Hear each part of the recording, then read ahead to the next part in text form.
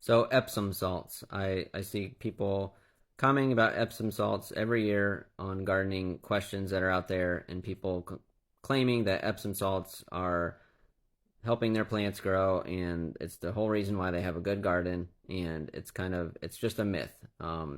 Epsom salt is just magnesium, sulfate, and water. That's all it is.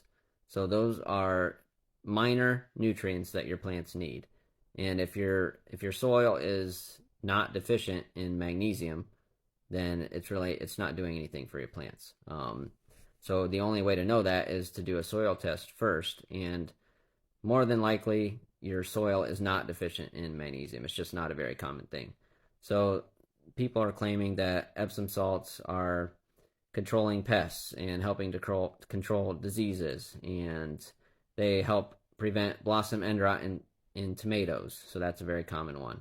And there is no scientific research that's done that proves that Epsom salt is doing anything for your plants. And it really wouldn't make sense anyway, because it's just magnesium and sulfate and water.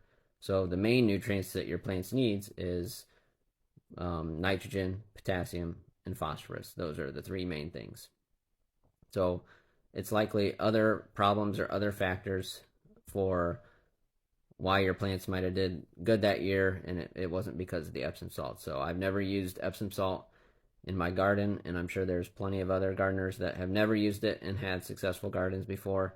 So it's just not something that you need to do, even though people pass that information around all over the internet about Epsom salts and claiming that it does wonders for their plants, when I really don't think it's doing anything at all.